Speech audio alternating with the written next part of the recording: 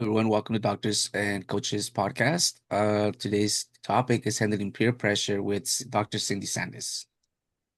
You know, uh, when you think about peer pressure, right, we often think that that's what kids feel, right? That young kids, they feel peer pressure, and they do. But I think adults feel peer pressure as well. And all you have to do is watch the news, right? And you see these people that they went out for a purpose, and then their peers started getting more riled up, and so then they did too, right? So peer pressure counts for all of us. It's not just about young kids. We all feel that. We'd all like to belong, right? That's a human need to feel like you belong, that you're a part of the group, that you're all rowing the boat in the same way, so to speak. And so when we talk about peer pressure, sometimes people try and influence you all on purpose, right? They want you to do what they want you to do. Other times, I think people influence you in ways that they're very subtle, and it's very difficult for you to realize that they are swaying you because they're not trying to take you from here all the way over to here. They're just trying to move the needle a little bit. And there is a it's a science, they've done some scientific study about it. And so, talk about gasoline prices, right? So yeah, right, they're out of sight now. But what happened is this. So when gasoline was $2 a gallon, say, and they wanted to raise the price to 2.50 a gallon, then what they did is they go in and they raise the price to $3 a gallon. Everybody freaks out. Oh my gosh, right? And this is horrible. And then they come back about 3 months later and they reduce it to 2.50, and you go, the price got dropped, right? And that's kind of like how peer pressure works, right? People can be really, they put a lot of pressure on you, and then they stop that pressure, and you go, and they're still maneuvering you to get what they want, right? And so Yeah. I just think that we have to pay attention to that and know that that happens to all of us. And it's a business strategy as well to make you feel like, oh my gosh, the sky is falling, and then to relax it. And then you go, oh, yay. And you're all happy with it. I don't know that they're going to convince anybody in California to be happy at $5 a gallon, Oh, but who's to know? yeah. Right? And it is lower than it has been. So people are starting to feel that relief, even though we'd really like for it to be is $2 a gallon.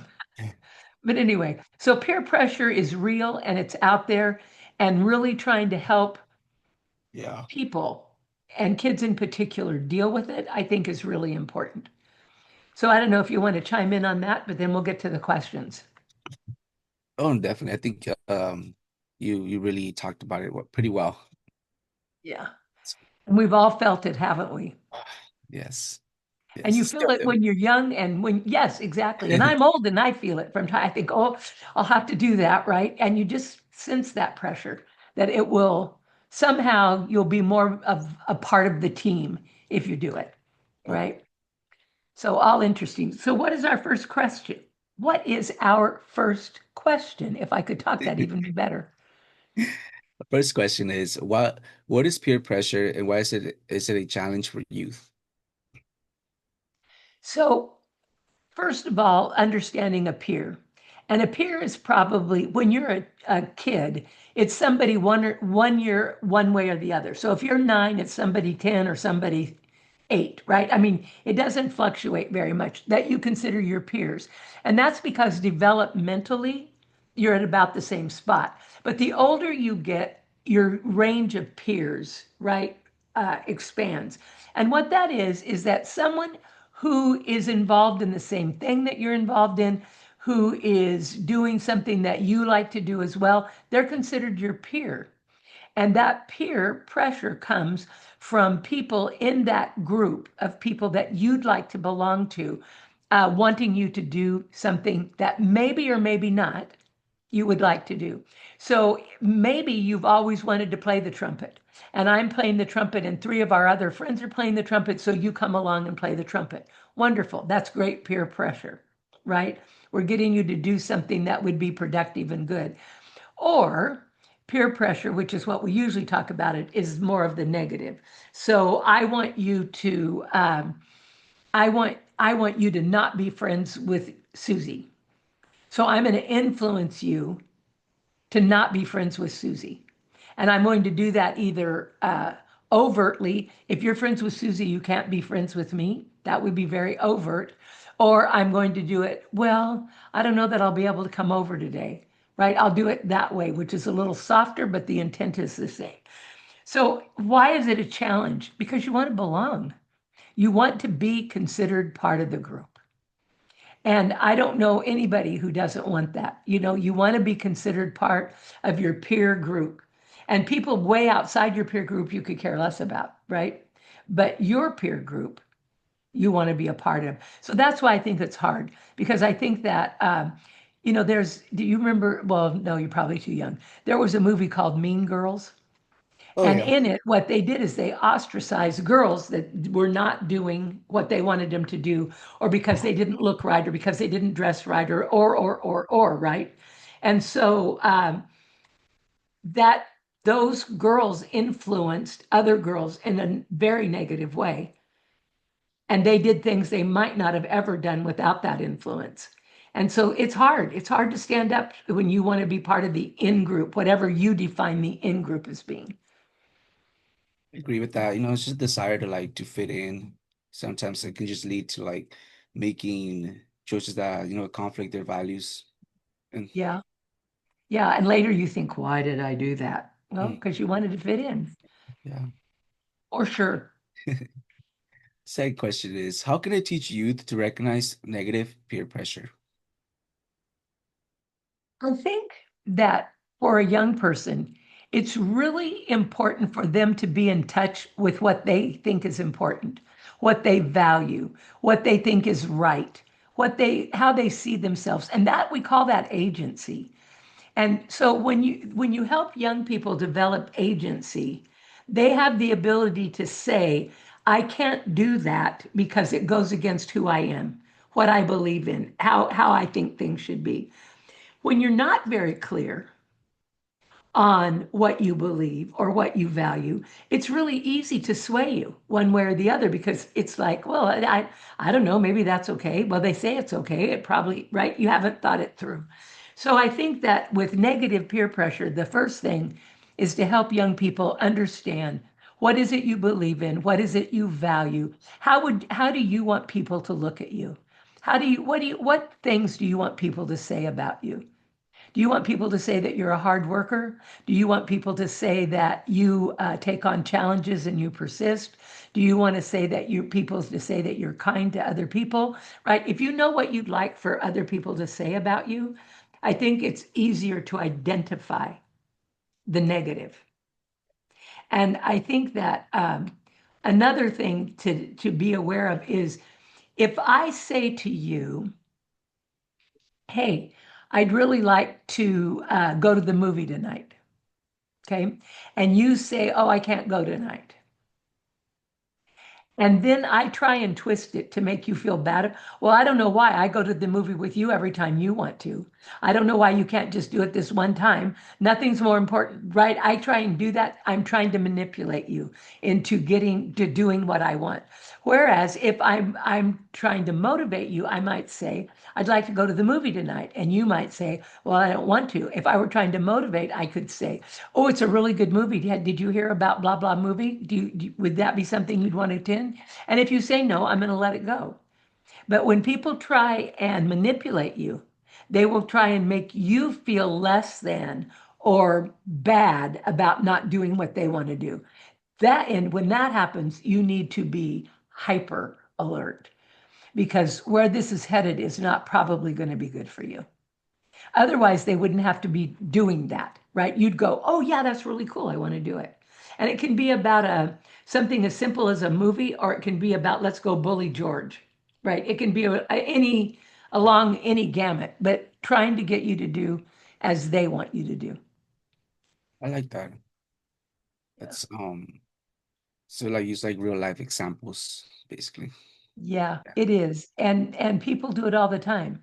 And the difference between manipulation and motivation is what's going on in my mind when I'm doing it. If I'm trying to manipulate you, I don't care what I have to say or do to get you to do what I want you to do. If I'm trying to motivate you, I'm going to try and help you see why it might be good for you. And if it's not good for me, or if it's not great for me or exactly what I wanted, I'm okay with that.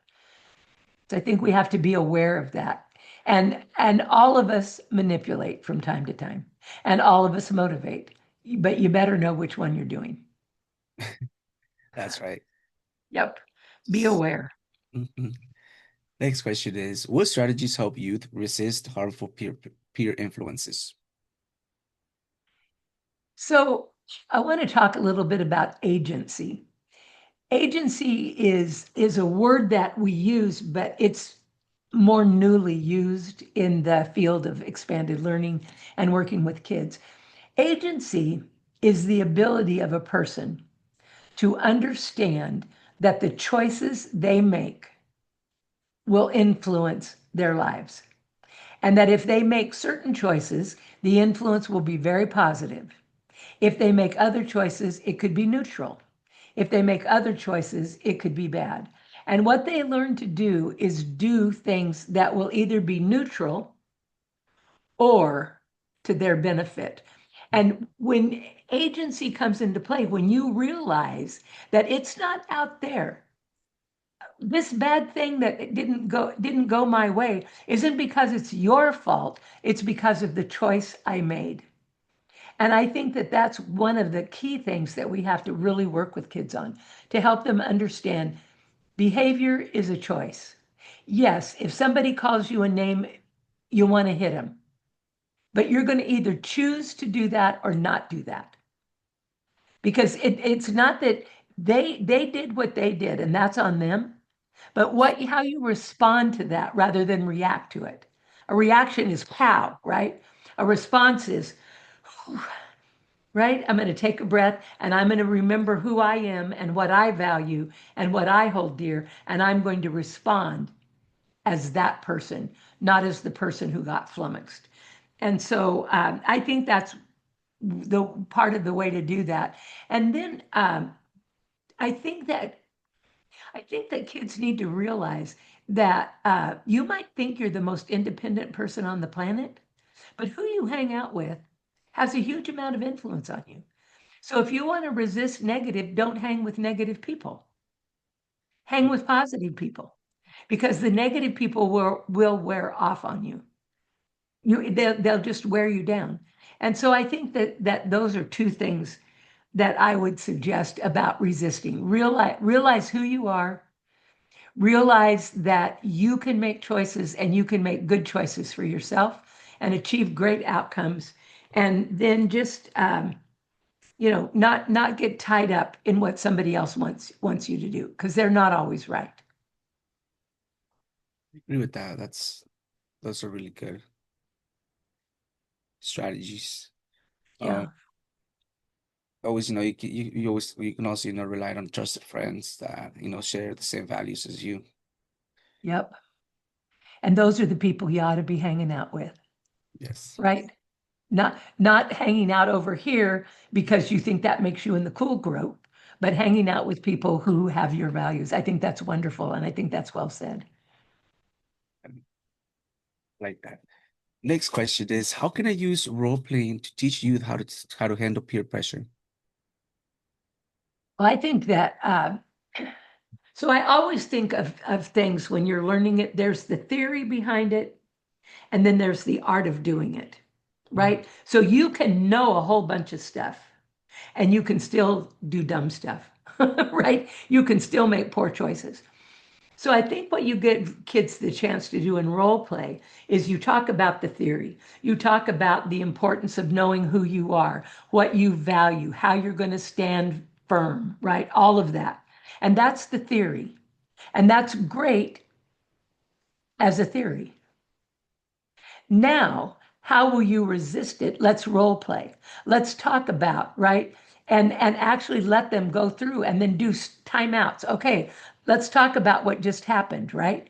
And you would set it up so that the person who's trying to influence them to do something the pressurer has got some strategies, some things to say. Well, but oh, come on, you're the only one that's not going to go. Everybody else is going to be there. Whatever that is that they're going to say, and then that is real world, and then talk with the kid who's trying to resist that about how to handle it. And if you do that in the moment, in what I would call productive role play, where you're discussing and talking, and how did that make you feel, and what did you want to do, and what happened when they said, well, then you just can't be my friend, right? What how does that feel for you? And you can talk through that. That makes real reality out of role play. And that's what I think you need to do. And that's why I think you need to do it, because you can practice. Malcolm Gladwell says in one of his books, you need to practice something for at least 1,000 hours to be really good at it. And needless to say, we don't have 1,000 hours for them to practice, but we need for them to practice in a scenario that feels real to them rather than some contrived whatever. So That's that's right. why I'd use role play. Like that. Next question is, how can I teach youth to set personal boundaries? There's an exercise that I think find really interesting, and I'll share it with you.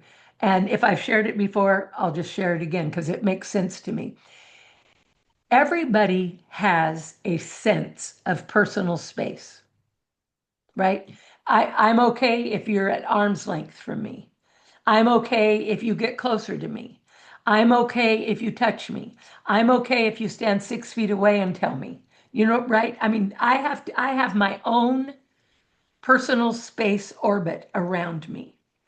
And I think that sometimes kids don't realize that, because if yours is closer than mine, you think you can get as close to me as you feel comfortable.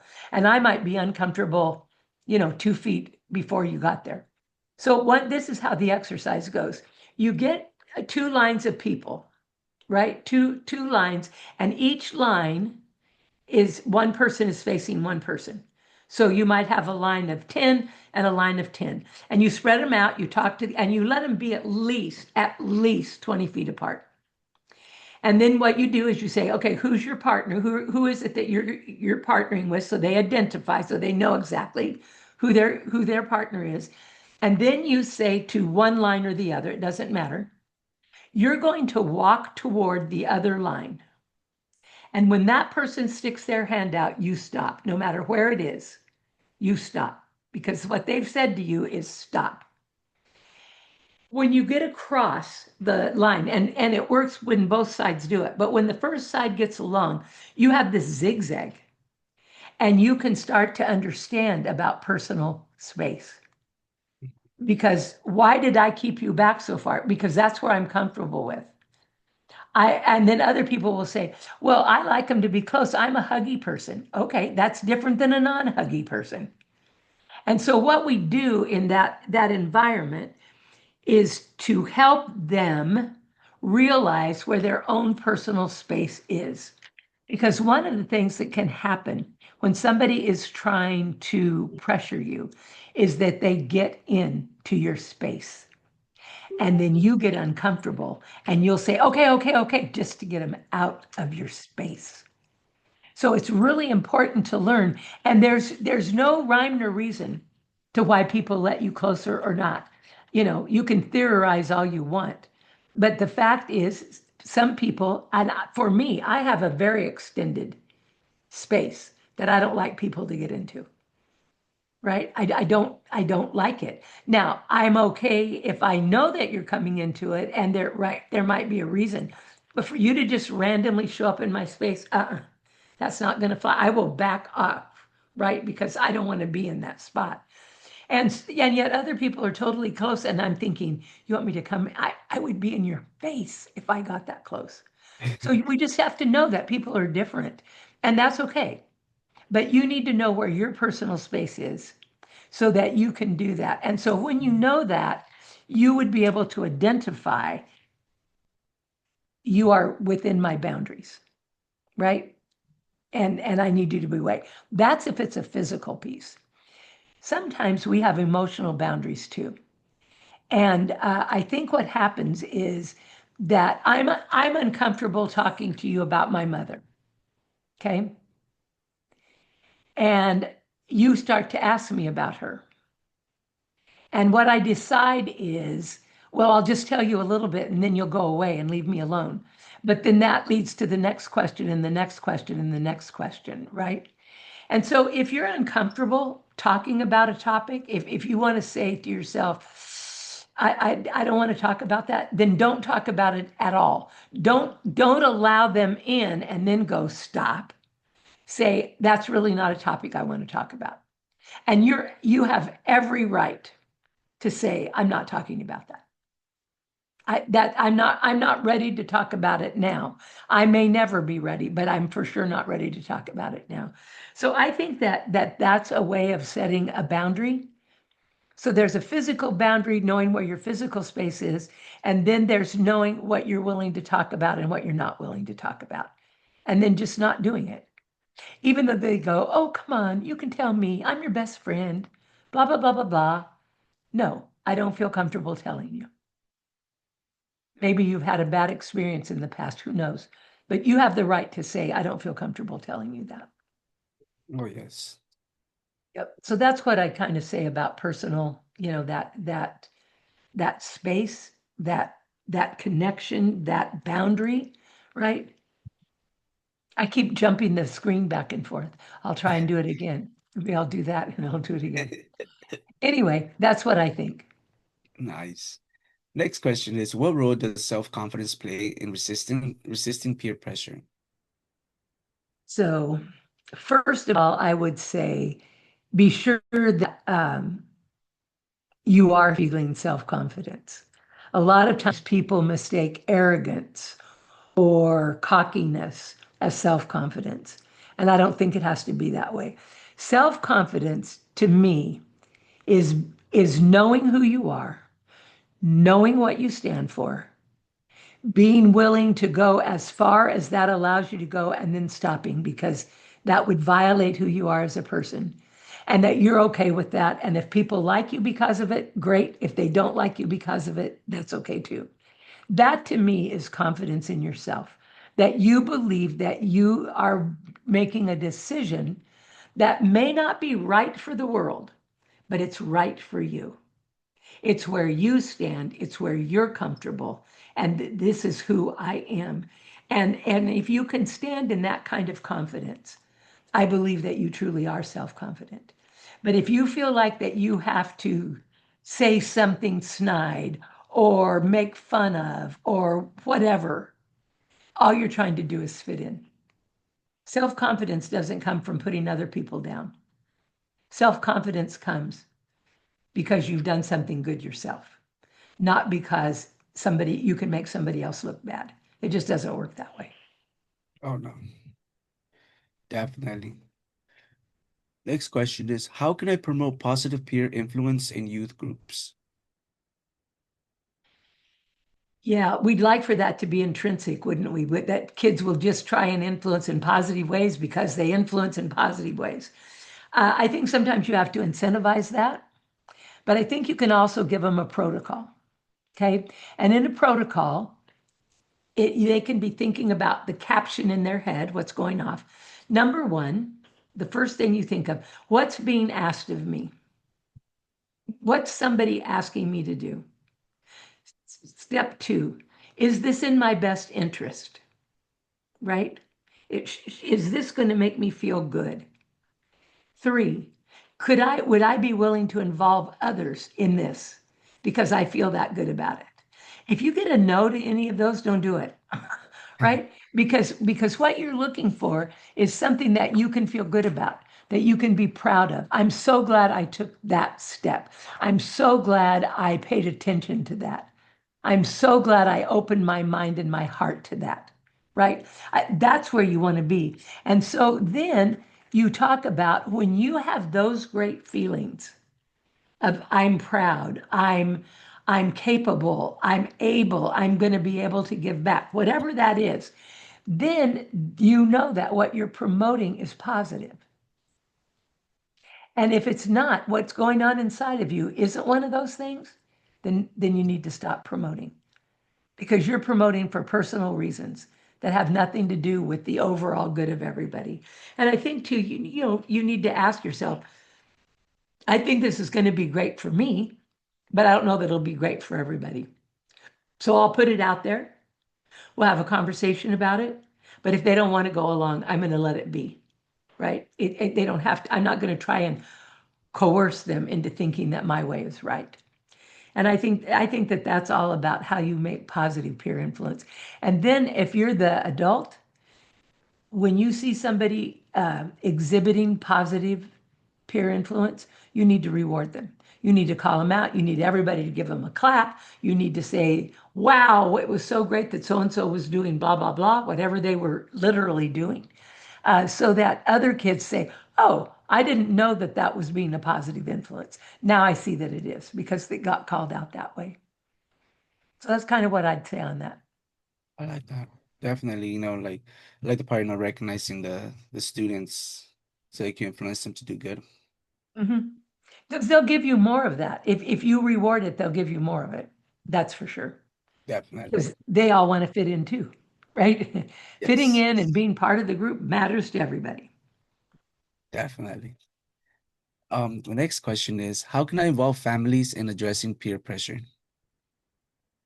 So, one of the things I've discovered, and actually, one of the people I was working with this week made this comment.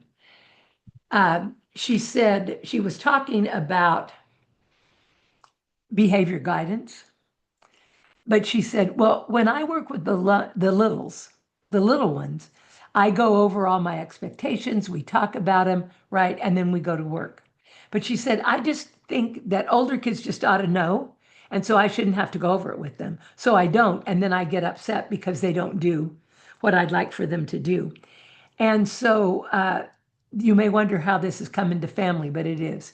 So, what you're trying to do is help people understand about this, what pressure is, and how we try and resolve that. I think you need to help parents understand what peer pressure looks like. And it sounds like, and it should be, oh, so easy. We'll just resist. We'll just be able to do this. This is no big deal, blah, blah, blah, blah, blah. But it's hard.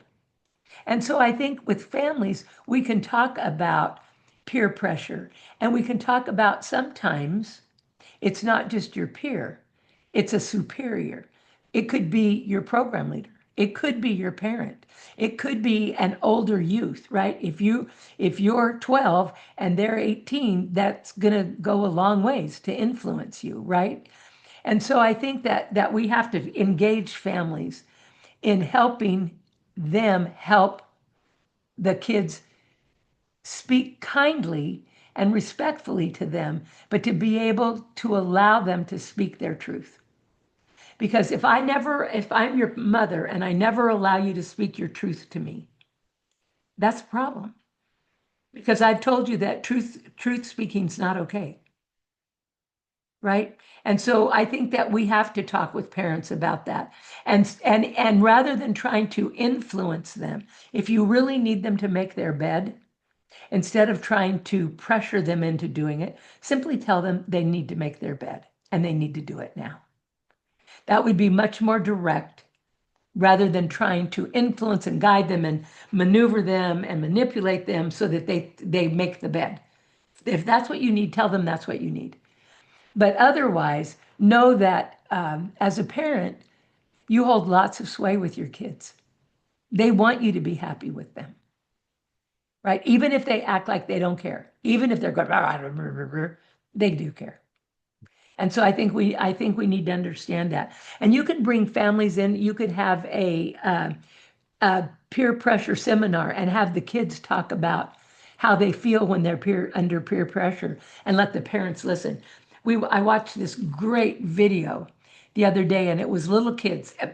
The oldest one was probably a sixth grader, maybe a seventh grader.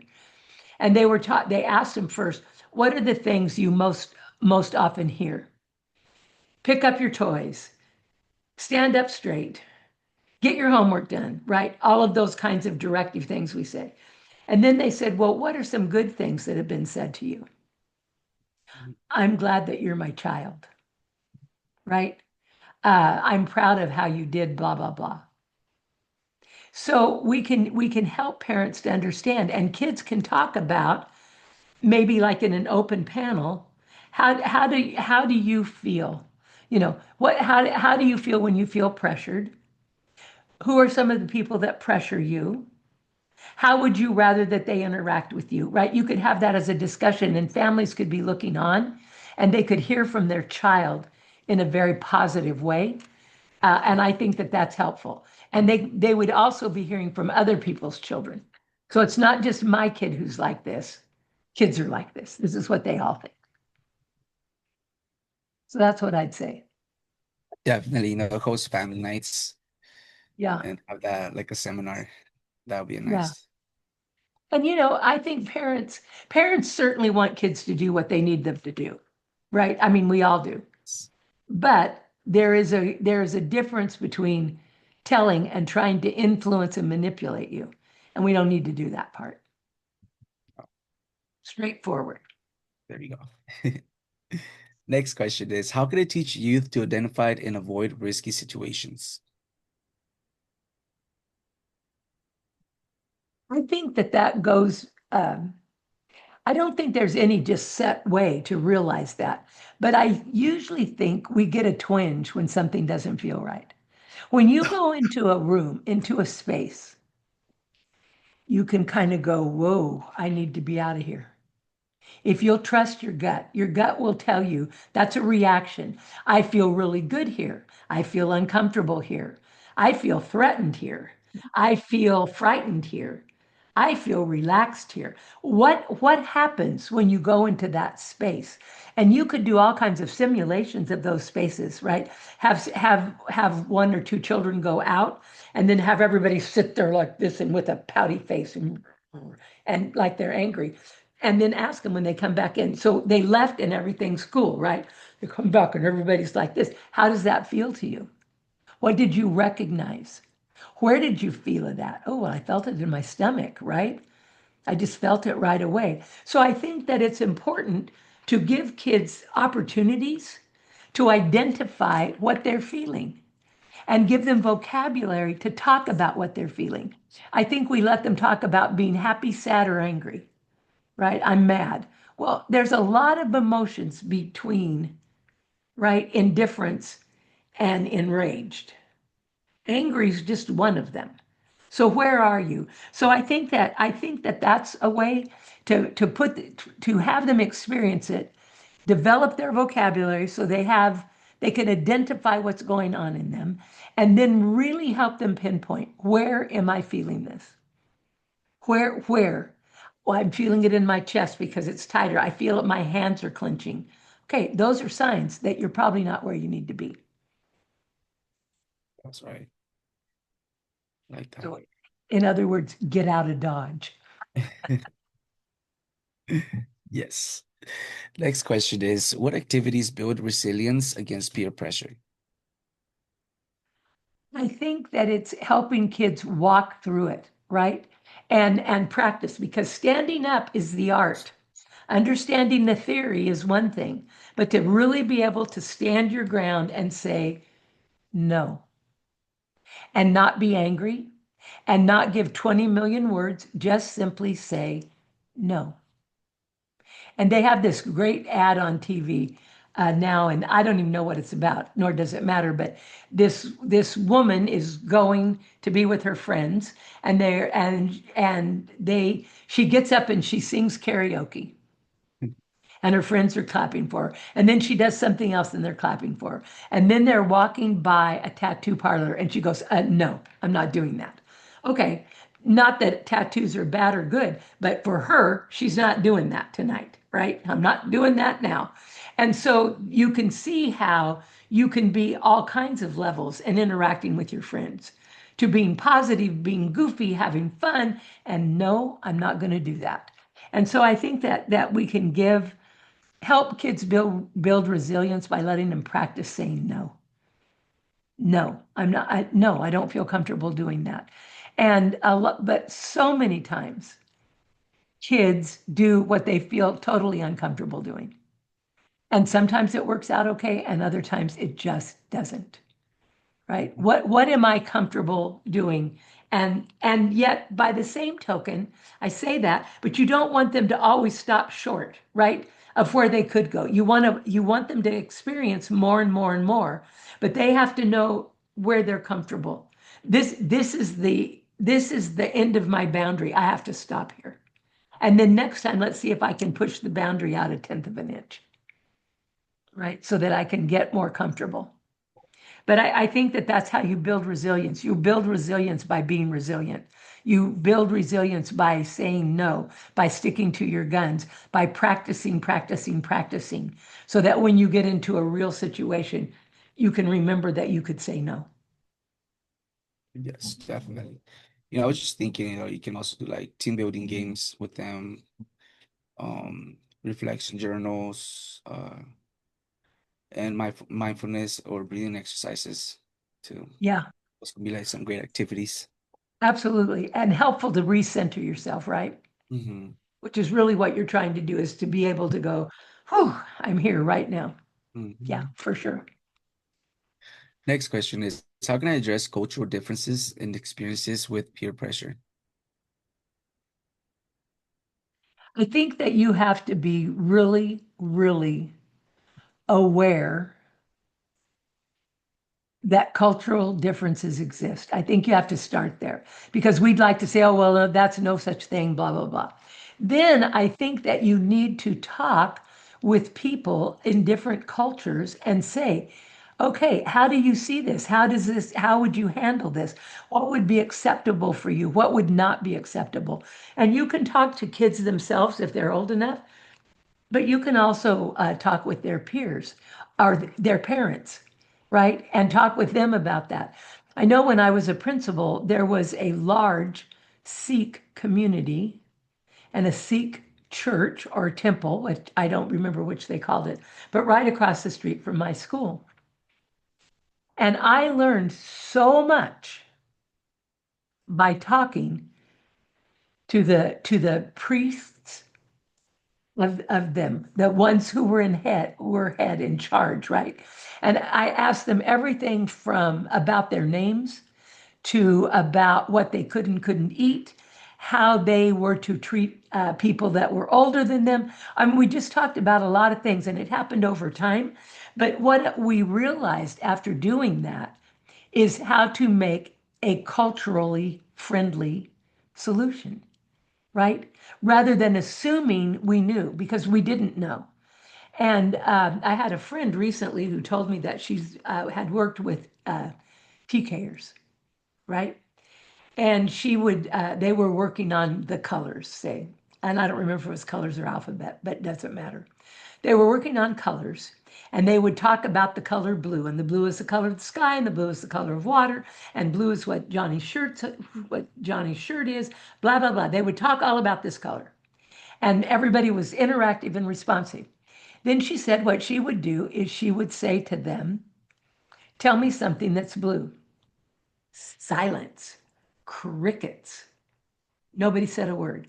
And she said she would think, how can they not know this? We've just been talking about this forever. Well, she got a new assistant, and the assistant said to her, are you frustrated because they don't answer you? And she goes, yes, because I know they know the answer. She said, but they know you know it too. And they're not used to being asked questions from adults who already know the answers. So they're not answering you. That's a cultural thing in this community. And I know that because I live in it, right? And she said, what an insight to her to talk to this person who was familiar and understood all that cultural nuance that she was missing. She said, so I don't ask them those questions anymore. I say to them, um, I know that you're able to find something blue. Could you hold it up? Right? Instead of saying, okay, what, right? And just pinpointing them and letting them know that she knows they know, but she just needs to take a record to say that they do, whatever she does, but she handles it completely different. So I think we have to value cultural differences. I have to be glad that we're not all alike.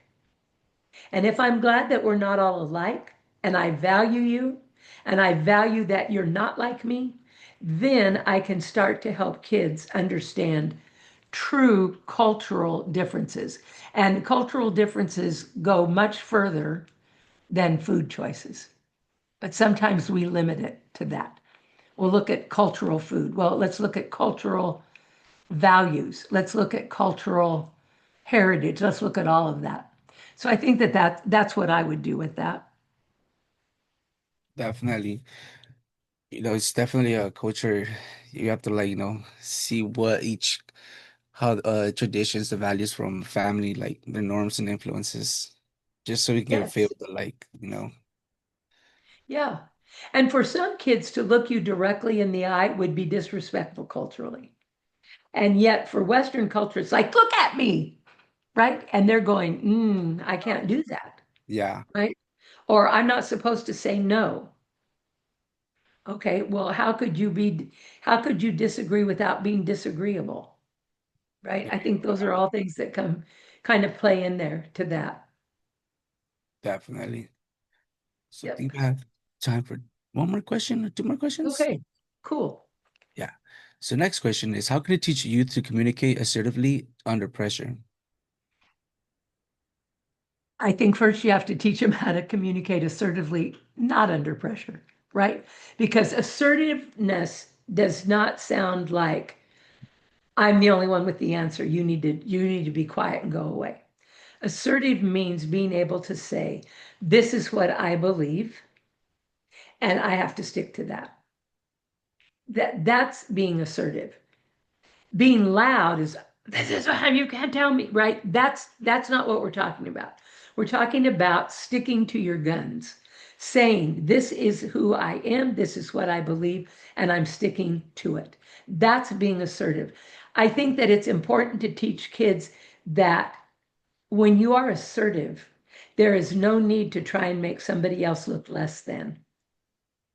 A lot of times what we do is we feel a little intimidated ourselves, and then we start to call names. We start to say, well, you're lazy and you're no good and you always make bad decisions, and how many times have we had to bail you out, and blah blah blah blah blah, right?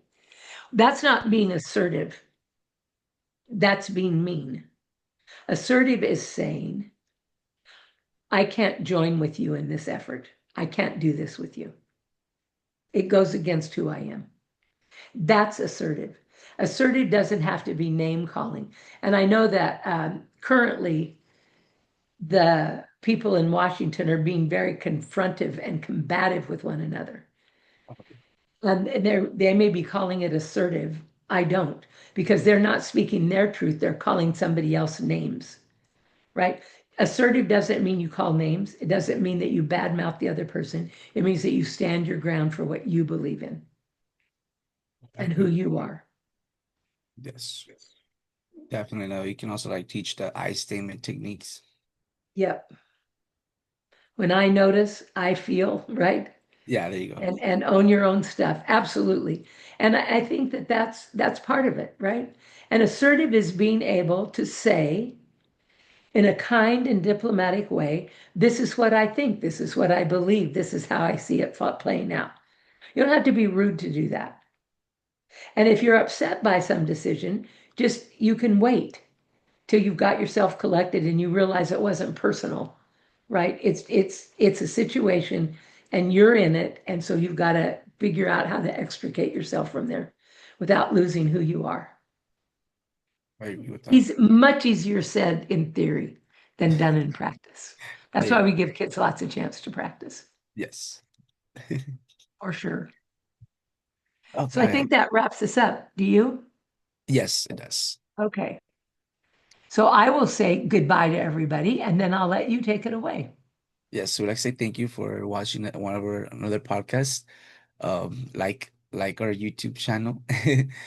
And also, if you guys have any questions for Dr. Cindy Sanders, you guys can write them on the comment section. Or if you like any activities based on this topic, you guys can also leave your email, and Miss Dr. Cindy Sanders will leave you guys email you guys a Absolutely. an activity. Absolutely. Thank you so much. Take good care. Bye.